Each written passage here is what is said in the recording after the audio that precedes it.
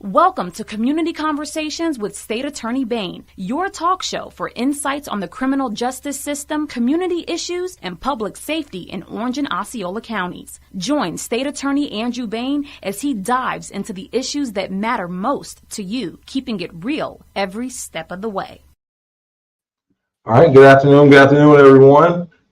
This is Andrew Bain, and I'm your State Attorney for the Ninth Judicial Circuit. I want to welcome all our listeners and our viewers to Community Connections with State Attorney Bain, Community Conversation with State Attorney Bain, and we're going to dive into some really important topics today as it relates to the health of our community, the resilience of our community, and how do we become better as a community, as a whole, not just individually and in each family, but as a complete community.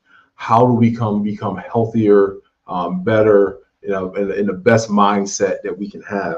But as most of the shows, if anybody's been following, we always start off with kind of what's going on with the office, what's happening here at the State Attorney's office, and what do we do on a everyday basis. So right now, actively this week, we have several actual homicide cases going on here at the courthouse, and other violent crimes unit is also in trial right now on a very serious attempted murder case. And so we're actively working on a day-to-day basis continually to protect our public from ongoing harm. So as many of you know, the mission of the office is to build safer communities. We want to make sure that that's the main focus of what we do, and that we're providing a great product in doing so. As well as we always want to be on the side of prevention. We want to be on the side of preventing prosecutions. And so if we can, prevent a lot of the things that happen, we will be in a so much healthier situation.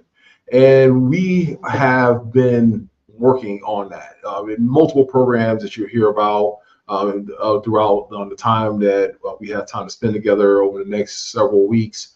And you also have heard about some of that from our community partners that we're going to have on the show. So, but again, first let's start talking about, a lot of people ask me about, what does a state attorney do? Like, what is your job, sir?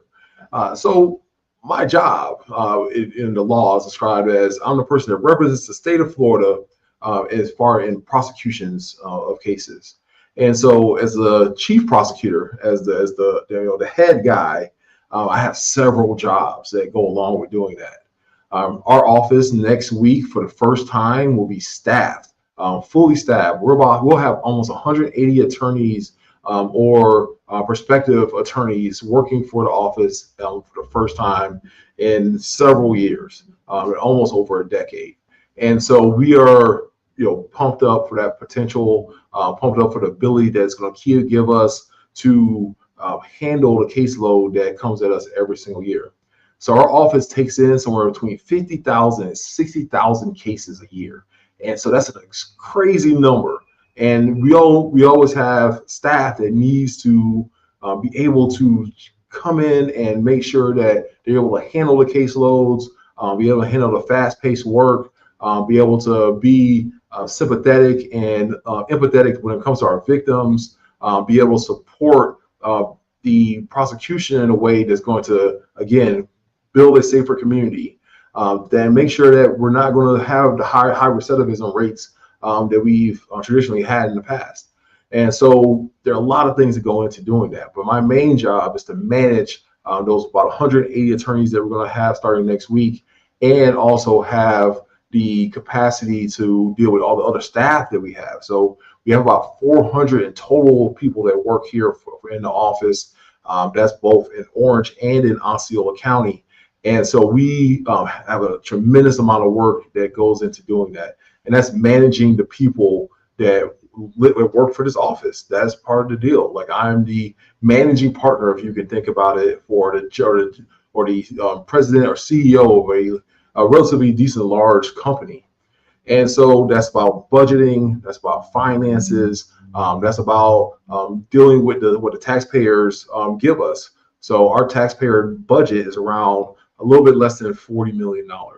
And so how do we deal with using that money? A lot of that money goes towards salaries, obviously, for a lot of people that work here. But a lot of it goes through just like from technology to IT to updates and to our investigators that work for us for their equipment to make sure that we are on the cutting edge of the work of doing prosecutions for this office. So super excited about that possibility. Super excited about what we do in that respect. But it's also a lot of things that I do on the outside of that. That's all things that go on inside the office. So I spend a lot of my time meeting with the community, meeting with community leaders, meeting with community organizations, meeting with our elected officials that are in Orange and Osceola County. That's local, from cities to county commissioners, to state reps and senators, and sometimes even our federal partners, commissioners, congressmen and senators. And so it's a lot about building those relationships so we can have the best resources available to our office. So that is another thing that comes with doing that. But along also doing that is I have to continuously keep in contact with our law enforcement partners. So we have over 20 law enforcement agencies, both municipalities and there's 2 sheriff's offices that we have in the circuit. In addition to that, we have our federal partners. So that's talking about the FBI, Department of Homeland Security, ICE. That's talking about the U.S. Marshals. That's talking about all these other federal partners that we have in making sure that we're providing, again, building a safer community as the best product for what we're doing in our community. So that means a lot, what goes on here. So again, so how that happens, how does that work? So one of my best things I really pride myself on, and I pride myself on the work that we do, especially with the Metropolitan Bureau of Investigation. If you check out our first episode, we talked about human trafficking, and you heard from one of our investigators at the Metropolitan Bureau of Investigation. And we are making sure that we're working to continue to make sure that we're having that great relationship to combat human trafficking. And a lot of that has to do with recovery of victims and identifying victims and finding victims that don't know that they're victims of human trafficking. So when we're missing kids, we're missing our human trafficking victims that may be juveniles or other sexual victims, like sexual abuse and sexual criminality that happens around our kids. One of my big things I work on really hard is building plans for those kids, going out and making sure that we're able to find them. So that's using the Florida Department of Law Enforcement, their analysts. That's using U.S. Marshal Service. If that's using our FBI partners, if that's using any of those people to make sure that we're going to protect our kids, that's what my job is to do. My job is to facilitate that relationship, to make sure that we are using every tool that is at our disposal to make sure that we are, addressing an issue that is causing the most harm to the people in our community, and especially when it comes to the most vulnerable people in our community. And so that also goes to on the other end of that situation. So we always talk about, kids. We also talk about seniors. So it's talking about, how do we, work with our community to, stop what happens to seniors when it comes to exploitation and when it comes to scams and all things like that. So that's also working with, just outside partners as well. So, we work with financial institutions like Chase Bank or Fifth Third Bank. We also work with other community organizations like you heard, like CLSMF, which is Community Legal Services of Mid-Florida, to make sure that we're also helping to provide education and protection for our seniors. And so we're actually getting ready to actually roll out a program, hopefully here in October, that we're going to address a lot of the seniors here locally with that initiative to make sure that they are correctly equipped to, one, guard against the hard-earned money that they have left to want to have when they get older, and to make sure that also they're not going to be taken advantage of by people that would otherwise, they come in and think that they're their friend, that they're there to help them. They may use their loneliness against them. So that is a big part of what I do on an everyday basis. So it's about dealing with what's going on inside the office, managing all the people that are here in the office. It's also about managing all the relationships outside of the office, both with businesses, with the government, with law enforcement. It's about managing all those relationships, again, to achieve the goal, which is building a safer community for our people that live here in the circuit. And you'll hear me say this a lot. I say this a lot all the time when I'm out speaking to the community. Education is prevention, and prevention is education. And what we call, and one of my favorite things to have in my office, and what I would love to see when it comes from the community, are preventable prosecutions. So the best type of a case that I can have is a preventable prosecution, a case that never happened because we were on the prevention end of it, because we didn't allow one of our kids to slip through the cracks. We didn't allow for our community to fall in disrepair and disarray. We jumped in head first, attacking issues, and that's really what I love to do. And that's what I would love about the person I want to have on as a guest today. Her name is Rachel Allen. She'll tell you all about herself in a minute, but she's a professor at Valencia College, and she's also the head and the creator of a organization called the Peace and Justice Institute. And so this Saturday, we're actually going to talk about exactly that. How do we prevent a lot of these things that happen in our community? So Saturday, we're having a workshop at New Covenant Baptist Church. It's going to be from 9 to 12 p.m.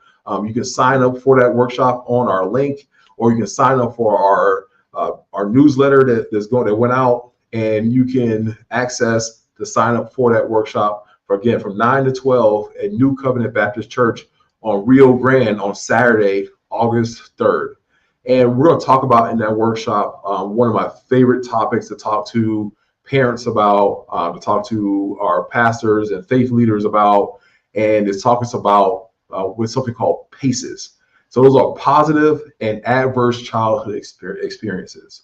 So back some years ago, back in California, there was a study done, and there was a study that outlined all these different things that for people, surveys about how they grew up, and all these different questions, and it kind of come to find out that there were certain things that we can identify as episodes in especially early childhood development that can project what's going to happen with that child if not those issues are not addressed. And that's from mental health, that's your actual health, that's about education, that's about jobs, that's about career paths, it's about all those different things that we see going on in our families that we kind of sometimes just ignore. We kind of sweep it on the rug, like, well, it's just going to be okay. Well, it's just going to go away. Well, they'll just grow out of it. We hear all those kind of things all the time when we're going and we're talking to people. And we're talking to people sometimes, a lot of people that end up in the criminal justice system. We talk to them, they talk a lot about, well, my parents, I was single. I grew up in a single mom. My mom worked all the time. That she really didn't have time for us. I experienced domestic violence in my home. I experienced abuse as a child. All these different things that there are commonality things that go along with what happens to a child, and what happens to a lot of people that end up in our criminal justice system. I grew up in poverty. I grew up with not having access to food or education. All those kind of things play a part into what that means, and kind of what do we do about it? So that's really what I want to spend the next part of our show talking about that with Rachel Allen. I'm going to bring her on here, and we're going to really get into, man. So what do we do about that? So good afternoon, Ms. Allen. How are you? Good afternoon. Thank you for having me here today. I'm doing great. How are you doing today? I'm doing amazing, man. It's hump day. It's a good Wednesday. It's been a very active week. Like I was telling the people about what's going on at the office. So On top of all those things, we also have grand juries meeting this week. We're doing a lot. Like a lot of things always happen here at the office that we're trying to keep management on. And I have to always give a big shout out to my team. I have the most amazing team that in the world that works in this office, from staff to the prosecutors. They are my investigators. They are by far world class, the best team. They always come in and give our community 100%. So I'm grateful to have them a part of what we do on a day-to-day basis inside the office. Fantastic. And I just, I'm thinking, and our topic today is kind of community well-being, and thriving families is the name of your workshop. And I'm just thinking about you and everything you just said. And it makes me think about so many of us are living with these high levels of the stressors. You just talked about a lot of stress, managing a big office, having a big job. And, so many people are living with that. So I immediately think about, how do we take care of ourselves? Yeah. Like the deep breathing and the getting into nature and doing some exercise. But also, I love that you brought up your team, because really professionally, we have a team. Like, you're successful because of the team backing you up. And it can be that way for us in our family life too, because, we single moms, we can all build support around ourselves, right? That tribe, that team, that community of support is one of the major things that leads to us thriving and our children. I'm raising teenagers, so this conversation is so appropriate for me, right? I have a 15-year-old son and a 16-year-old daughter, and I think all of us parents are facing the challenges of raising children in a complex and fast-moving world that can be really stressful. So it's a great topic, and thanks for having me here today. Yeah, thank you. Yeah. So I made a mistake. So the series that we're kicking off is called Thriving Families. So and it's this idea that kind of came about I'm doing a summer exploration program with a small group of kids that are involved or justice involved, so in the criminal justice system. And what I quickly found out in kicking off the program, it was supposed to be a much bigger program, but then it kind of ended up being a smaller program. A lot because it had to do with families. It had to do with how parents had structured their relationship with that child, how they didn't know how to get them to go to the program. And so it's an idea that, hey, this is a situation where it was almost, you can't be your child's friend right now. This is, your child is already in trouble. So let's help them, help me help them, get them to the next level and show them that there's more to what goes on in life than what happens in the, couple blocks where they live. And so that's, a big step. And also I was like, basically all your friends in trouble anyway. So how about we all get you guys to come and try to grow together to be better, because a lot of what we talk to the kids about is the relationship they have with their friends. That's one of the things that happens too, not just with their parents, but they have a friend group that a lot of times becomes more important to their parents, especially talking about your kids' ages, 15, 16 years old.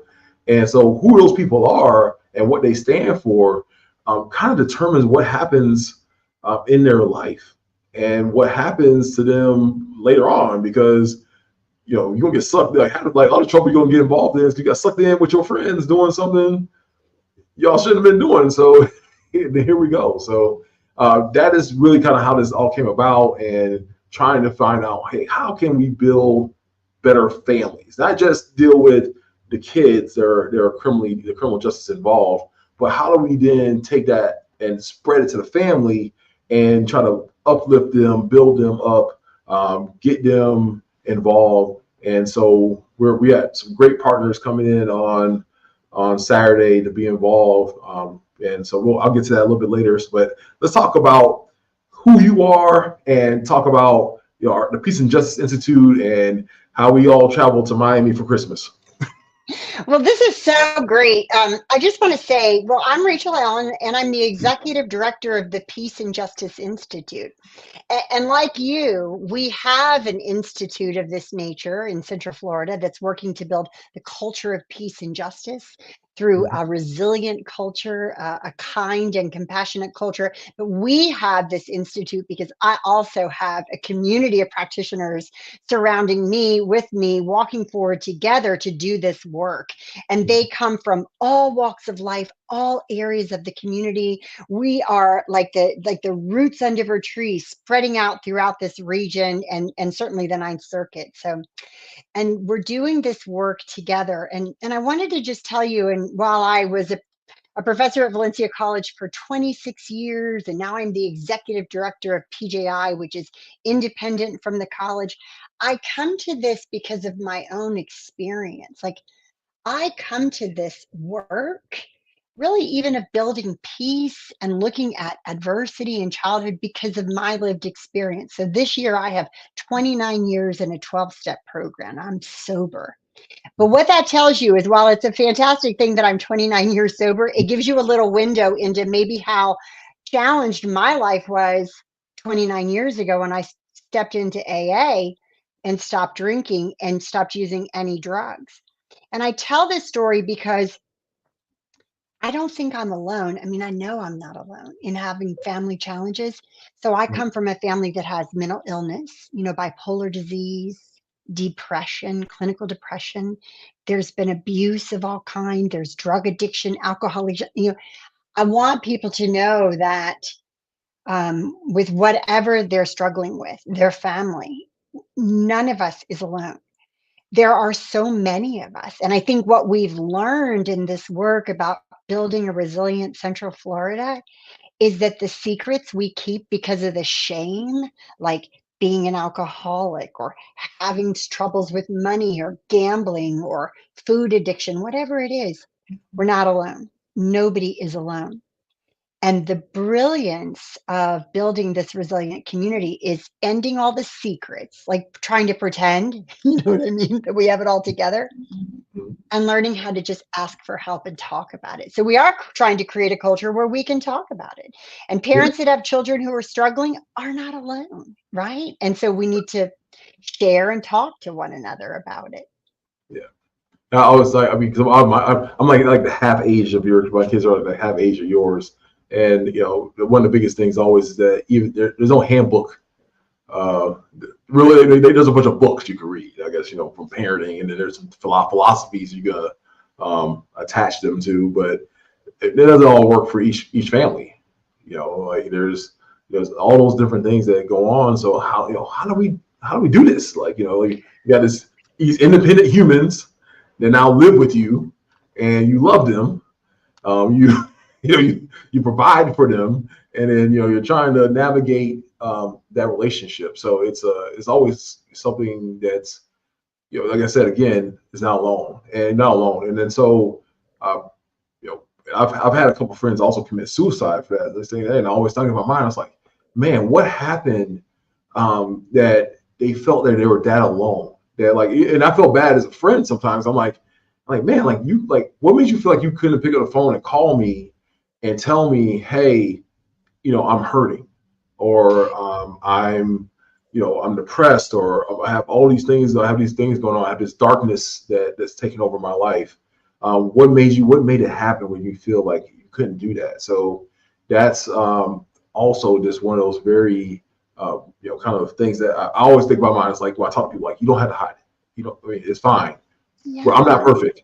Like, I promise you, like, State Attorney Bain is not a perfect human. I am just as broken as the next person, and I am here because I want to help, and not because I'm here to condemn you about anything. So it's always kind of, as I said, that interesting pull and take about what goes on. Well, and I think it is to be with our children, Mhm. with our friends, with our parents, if we still have our parents, you know, to be as authentic as we can be, and not pretend, and Yeah. not keep these secrets. So it's to model for everyone in our lives. Like, sometimes I'll talk to my team. I was on the phone with some today on my team, and I said, I'm having anxiety today. I said, maybe it's because I'm going on the radio at 2 o'clock with State Attorney Bain. I don't know what it is, but I'm having it. But then I'm being authentic because I want my Yeah. staff to be able to say, Rachel, I'm not doing well today. Because sometimes just sharing the information relieves some of it, but it helps us. One of the things we talk about at PJI is waking up to our shared humanity. We're all just humans. We're all just, bopping along, struggling some days, really flying on air other days because things are going well, but learning how to just take the ups and the downs and know that it's all going to be okay, but to do it with support. So, one of the things that we can do, one of the things that I constantly do is try to educate myself.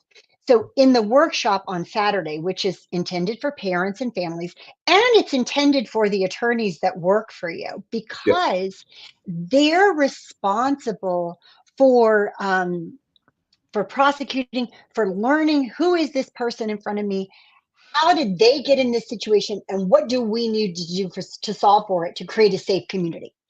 And Correct. some of those people, they're going to jail because Yeah. that's how we're going to solve for it. Others, your attorneys are going to say this person does not belong in jail. They need something different to create a safe community. Because remember, just growing our jail isn't going to create community safety, you know what I mean? And it's expensive. So that's Yeah. what we learned in Miami, right? There are Yes. ways, and we went down there together with a whole delegation of leaders from Central Florida to find out how did they close one of their 3 jails?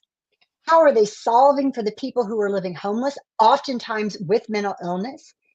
And keeping them out of the prisons, which we now know after the work we've done this year that those are really, they've come the place where we house people with serious mental illness. Yeah. They end up now in our prisons. So we're trying to solve for that. You're working on it. The public defender's office is cooperating.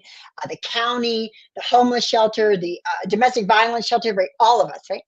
Yeah. But educating ourselves, because as my children have gone through different developmental stages, part of me, if I don't understand where they are as a 9-year-old, right, or as a 4-year-old, I might discipline them in such a way that's inappropriate. But if Correct. I educate myself to understand child development, and really sometimes that means just Googling, I've got an 8-year-old boy who's driving me crazy, and it might come up where they are developmentally as 8-year-olds, and I go, oh, There's so 8. this is normal. This There's is just 8. normal 8-year-old boy behavior. I don't feel so bad as a parent. I Yeah. can be more positive with my son or my daughter. You know what I mean? And then we're all doing better. That's happened to me numerous times over the years. I'm afraid about a behavior I witness. I do a little research and I find out normal. My child is this is normal development. Yeah. And I just need to keep maturing as a parent, keep Mhm. educating, and keep loving my child through every season that they go through. Yeah.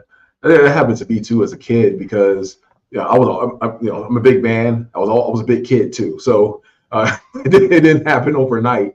And then I was always like, bigger than my age. And I think that kind of disturbed like my teachers and people that did like the community and things like yes, I'm 7 or 8. I know I look like I'm 15, but I'm really just 7 or 8. So, and that's just a normal childhood behavior. So, I mean, I kind of do that with my kids too, because they're taller than normal because I'm their dad. But I have an 8-year-old and I have a 6-year-old that's going to be 7. And so I'll tell them like, look, one's 8 and I expect her to be 8 years old. I don't care how tall she is. I don't care if she's as tall as her mom. And, and I have a 6 and a 7-year-old, but then there's going to be 6 or 7, and that's what I expect her to be. And that's kind of one of the things I took on. I had to always keep reminding myself, and I didn't even have to remind my wife. I'm like, it is still this age, and so we've got to keep working and making sure. And that's one of those things as well that we talk about. So I want to talk about something that kind of is kind of a crazy thing. So I started talking earlier about an ACEs score. And so I want to talk a little bit about that. And I want to talk about some of those numbers that come out of that score, like especially like ones like think about you have a 4 or higher ACEs score and what that means. So can you talk to people a little bit about what that means and kind of what we're looking at? What we're going to learn on Saturday is about this study. It was an adverse childhood experiences study. It happened in the late 80s out in California, and they surveyed 17,000 mostly educated, middle-class white people to find out what kind of adversities were in their life. And they asked them things about, abuse, sexual abuse, emotional abuse, neglect, economics in the family. Was there like sort of economic collapse, poverty, a parent incarcerated? Was there spousal abuse, abuse, violence toward the mother? So there were 10 questions. And what they came to find out is that 1 in 4 people experience an ACE. So about 64% of people have had one ACE. Divorce is one of them. But the 17% of our population has experienced 4 or more of these adversities. And this is in childhood before they turn 18 years old. But what we found out in this study is there is a direct correlation between the number of ACEs and the major diseases that people suffer from. So 5 in 10 of the major diseases that humans have are indicated by ACEs. So whereas there's not a direct causation, they say we don't know for sure that if you have high ACEs that you're going to have heart disease or diabetes or some kind of addictive behavior, but there is a correlation. So what we know is what's predictable is preventable. So you talked a lot about the importance of education and prevention. So what we do with this work is find out, understand the impact of childhood adversity. And of course, we all listen to this and we'll think about ourselves, well, what's my score? 1 out of 10, what's my score? But then as parents, we begin to think, well, what's the score of my children so far, right? I mean, my child's 16, this goes up until really their 18th birthday. And then we might get afraid. Well, does this mean they're going to be this, this, this? What it means is there is a likelihood that these things can happen. And you're going to learn about why on Saturday. But what we also learn is what's predictable is preventable. Yeah. So if we know about this, we now have the capacity, we can learn, we can partner, we can get support to prevent the negative outcomes. And so that's the resiliency part of the education that's going to happen on Saturday. We understand the science of resilience. So as to know that what we say is, biology isn't destiny. Just because these things have happened to ourselves or our children doesn't mean these negative health outcomes, mental health or behavior outcomes will happen. Yeah. What it does mean is we can learn as their parents or as the healthy adult in the life of a child, because it isn't always the parent that helps a child, right?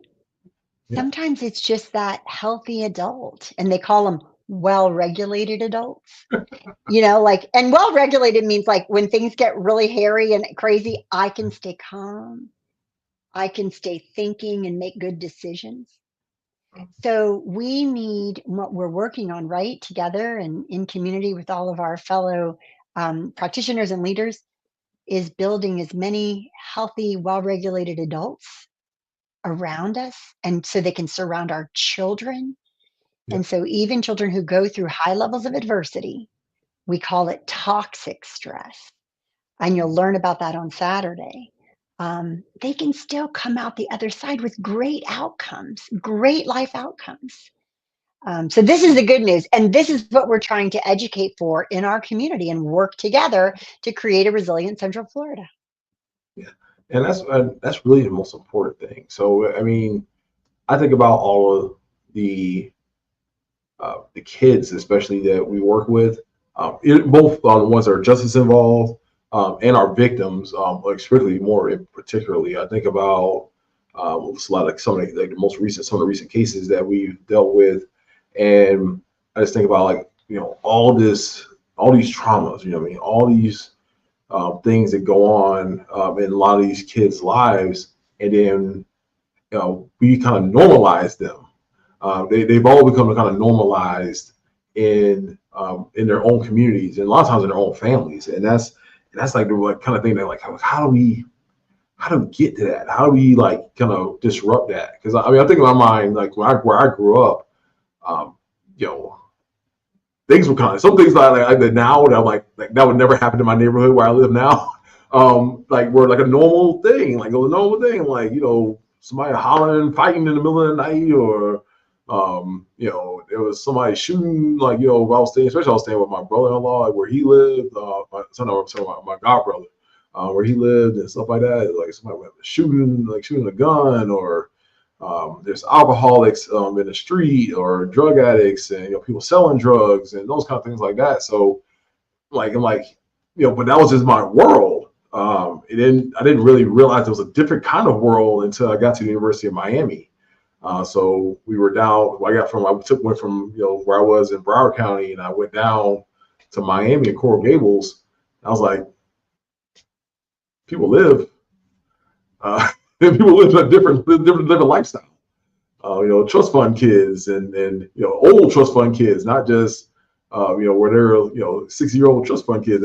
People ain't never worked in their lives, that kind of stuff. So it was a totally different switch the mindset of kind of like, what's the potential, what's the possibility of what we deal with on a day-to-day basis. So it's always always thinking in my mind is like, how do we get them that new experience? How do we give them that positive? We talk about adverse. So we got to talk. How do we get them that positive childhood experience, and help them, help that prevent that behavior that goes on. Because like, we have a 4 or more ACEs score. You have a super high likelihood of developing a mental health illness if something's not addressed. And so, how do we get in there and combat that? So, again, you also listening. We're having a great workshop on talking about all these things we've talked about so far at New Covenant Baptist Church on August 3rd. It's going to be from 9 to 12. If you're looking for how to get there, the information, it is on our social media. You can register on our social media at the State Attorney's office. I have it posted everywhere on my own personal social media, so you can register and make sure that you are able to attend and learn. So, and talk about some of those stabilized individuals. We talk about teachers as well. People that daycare people, all of that. All those people, you could be that person in that child's life that can help regulate what's going on, and be that person that child turns to when things are getting a little crazy for them.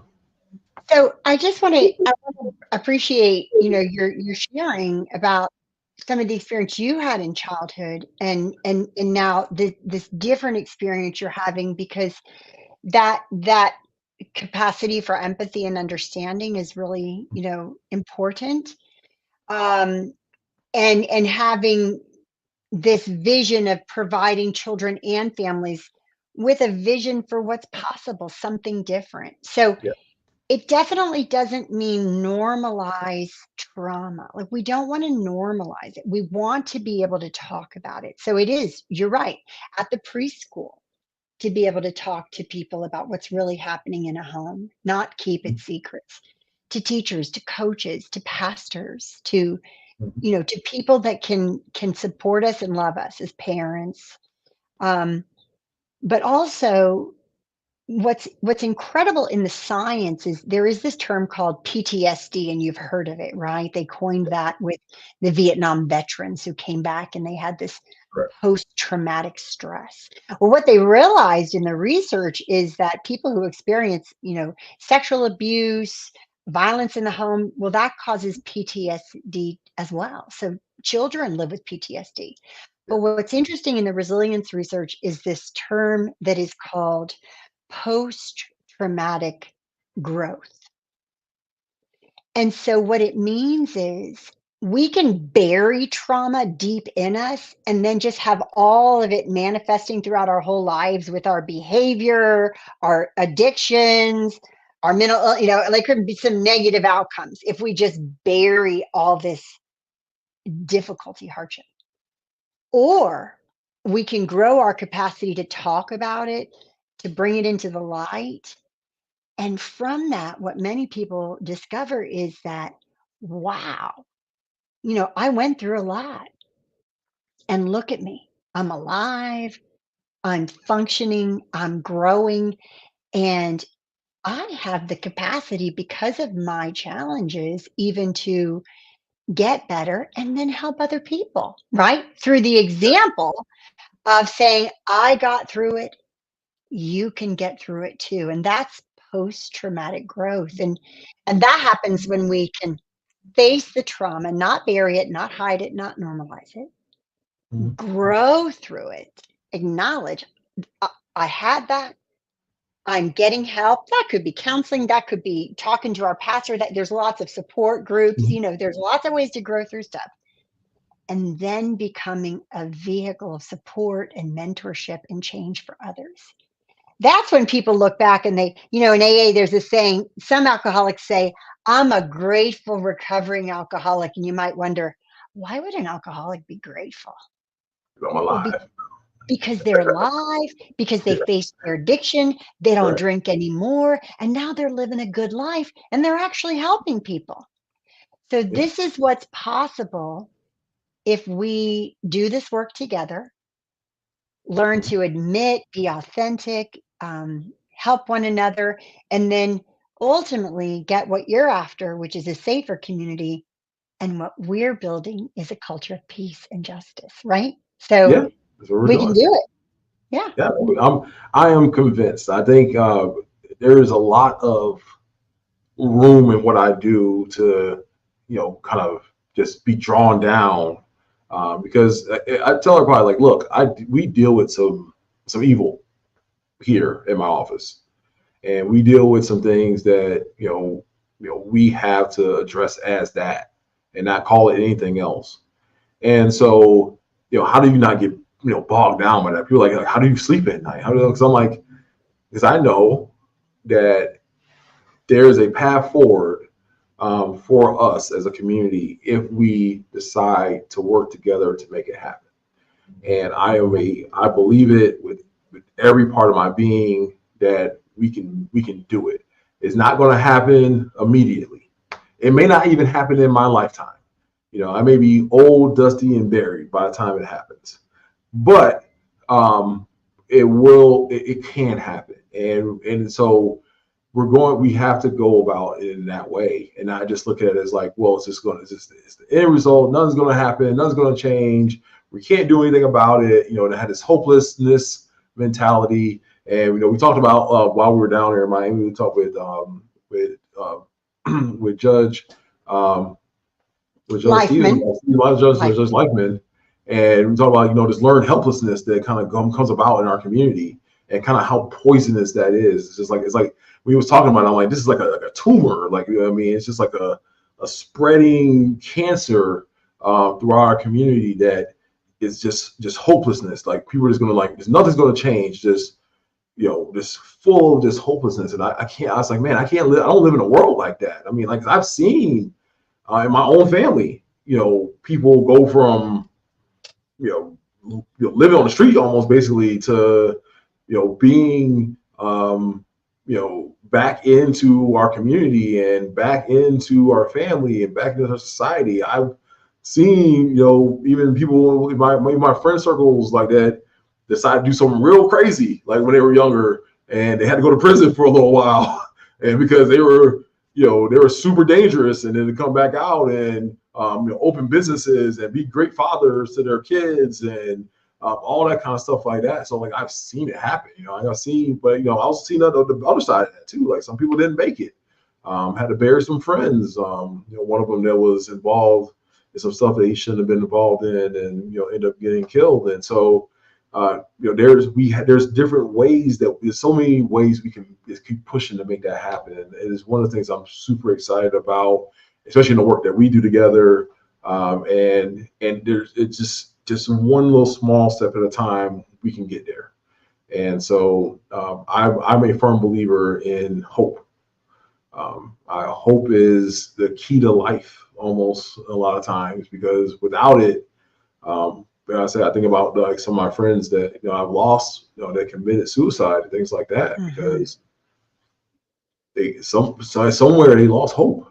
And I'm like, we can't do that. So I want to plug one more group. I'm always a community partner, guru, and finder of all people. So also one of the people that are going to come in is Grow.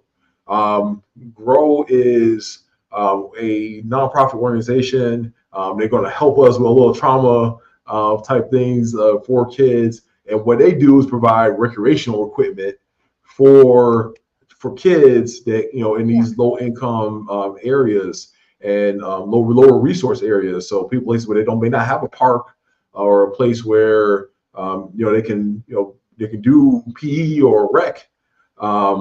They provide bags of that. So there will be some basketballs given away, some rec equipment given away at the event on Saturday. And then after our workshop, we're going to have a back to school drive where we're going to, with my great friend, Jermaine Jones, bring out his Safe Tax business and do help partner with my office and do a back to school drive. We're going to do that. And on top of all of that, you add to that, because I always like to do a little extra because this is who I am. I was in a Second Harvest Food Bank. We had a tour yesterday of their facilities. We started talking about how we can help them build out some of their program that they're doing. They have a culinary program there for people to get some culinary skills and get them job placements, and kind of how we can help the people that are just as involved in that program be successful. They also stepped up and are going to bring food for 150 families on Saturday. So we're going to do the workshop from 9 to 12. The back to school drive is going to kick off about 11 to 4. So we let kick off 11, go in around 4 o'clock. We're going to have all those community partners in the building to make sure that we're going to be able to provide the best resources that we can have for our community. So again, that's why I said that's why I know I have hope. I have hope because look, that's almost 4 organizations. That's private, that's public, that's nonprofit. Everybody coming together to provide solutions, and so that's really what we're doing. That's really the crux of what we do every day here at the office. So people think it's just prosecutions. No, we just don't do just prosecutions. We build safer communities, and so I'm super excited about that. So there's one more last thing Rachel. I just wanted to say, I want to just comment on your holistic approach, because that's sort of the approach we have too. When we work together across these different sectors, like what you're doing, we get in that prevention model, and then we really do achieve our goals when we get out of our silo. And I wanted to give you a little piece of hope that I always hang on to is, because when I was young, and I don't know, I think I'm a little older than you, but I remember that, everybody used to smoke cigarettes. Do you remember that? I mean, in the movies, it was cigarettes. My grandmother drove a Cadillac car, and on the dashboard, she had this little beanbag cigarette thing, and she would be driving and doing her cigarette, at the hand of the Cadillac. Okay. That has ended. We're not smoking like that anymore. And that cessation of smoking happened in about 1 generation. And that's what Nadine Burke Harris, who really led out this work in California, she's a doctor and MD of Jamaican heritage, beautiful individual, great leader. That's where her hope comes in. Examples like that, like we realized that this was not good for us. And now some people smoke, but not like when we were kids. Yeah.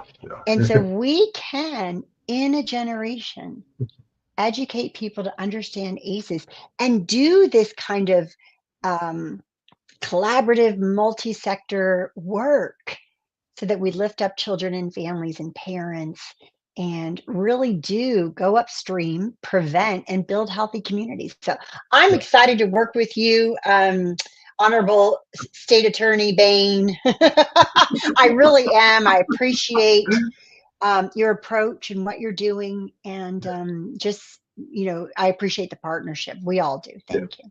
Thank you. Well, I'm super excited for, I mean, just everything that we meet about once a month. Everybody knows, like, so we have a group that meets here locally, that's made up of a little bit of everybody, service providers to PJI, to people like me, to some of our county commissioners and other people in our community. And we kind of brainstorm about ideas about how to make the changes that we need and how we build this resilient community. And so, one of my things when I met with Judge Lightman down there in Miami, I went back twice because I had a little bit of an emergency to cut our first trip short and kind of finish the trip with him later on, is the idea that we can, really build the things by like providing simple solutions really to like some really complex issues sometimes. And so one of the things that I'm really focused in on, hopefully I can put more of my attention on after November, is really dealing with this mental health situation we have here, building holistic approaches to how we're addressing our mental health, especially people criminal justice involved, as well as we are going to try to provide better like medications, better therapy, all those kind of things for people who are criminal justice involved, as well as deal with the homelessness issues that we have here locally, and trying to get ready for the homelessness bill that we all got from the legislature this year. So we're working hard to try to prepare for that, provide solutions for our community. I think there's going to be some added burden on our justice system if we don't do anything about it. And it's not something that I enjoy doing, especially as a prosecutor, nor as a judge, because I spent all of 2021 at the jail. I was the judge at the jail in all of 2021. So I saw all the same people, all the same homeless people, all the same people being arrested for all these different things. And we cannot, make a dent in this by criminalizing homelessness. So that is something that we can't do. Same thing, we can't criminalize mental health. And so I am a firm believer in that. It's just something that it can't be done. And the really frustrating thing is that, like, again, we have some tools that are available to us that can alleviate a lot of the pressure that we have on our systems if we just take the time to, implement it. Again, don't live in this hopeless mindset. Open your mind to all these different things that are going to happen. And so I'm super excited about that. So, and I'm super excited to have Rachel with us on Saturday. So everybody, again, Peace Justice Institute. I see they're on social media right now. There's somebody who's watching. Type in the information. So how to register for Saturday. So it's going to be on August 3rd, Saturday, 9 to 12. New Covenant Baptist Church right there on Rio Grande. It's a big old church right next to the lake. We have capacity for around about 100 families. So we're going to try to give the opportunity for these families to make that happen. So check out social media, go out I would at this point show up. If you're a teacher listening, if you're involved in any way with children, if you're a faith leader, come by on Saturday, August 3rd, and receive this information because it is critical to the well-being of our community. And so, Rachel, thank you for coming. If you have any parting words, let us know what you want to hear. Just want to say thank you. And I, like you, believe in hope and believe in change. And so we're doing it together, making positive change, and all of us, everyone in our community. So show up and be a part of this positive change that's taking place in Central Florida. So thank you for having me today. All right. Thank you. You have a great one. You too. So, again, this is one of the things that drives me when I do this job every day. So, and that's kind of like my motivational moment here at the end of the show. I wanted to share with you all is one of my things I live by is the greatest purpose in life is the service of others. That is the greatest purpose of life, just think about that. Think about, like, if you have kids, right? You spend so much time serving them, and it fulfills you as a parent.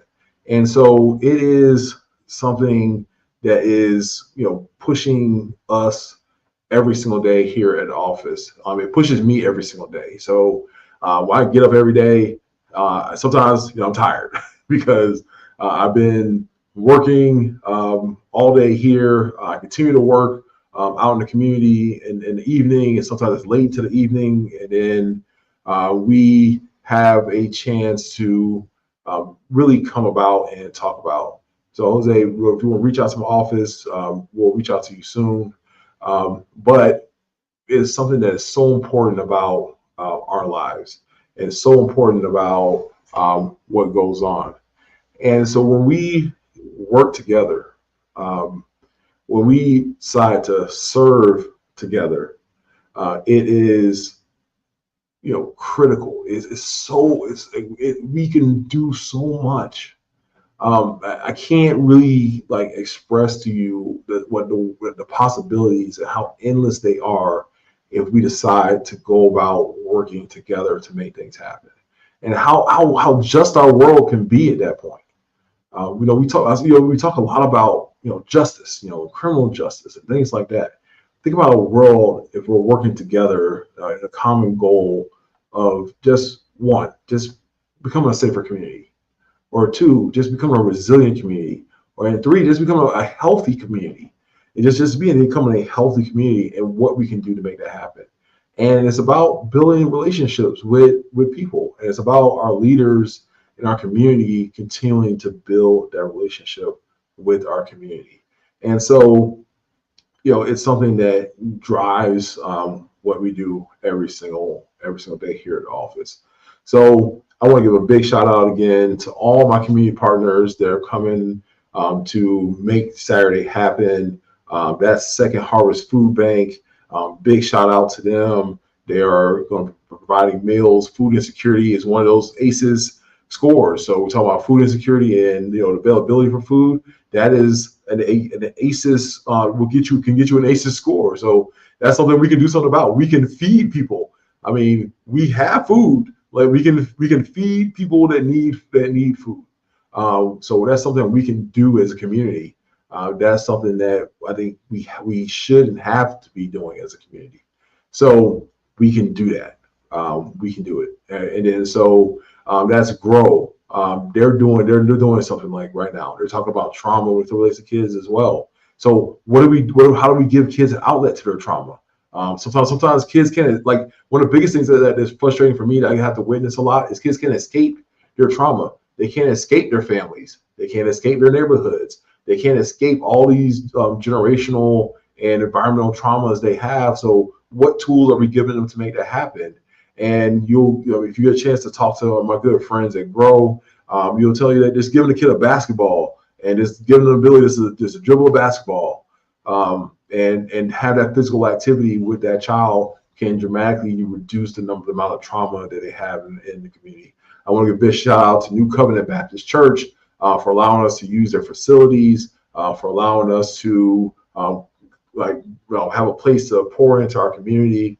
I want to give a big shout out to my guy, Jermaine Jones, Safe Tax, for helping us come through and provide the back to school, helping us with the back to school drive and sponsoring a bunch of things that are going on with that.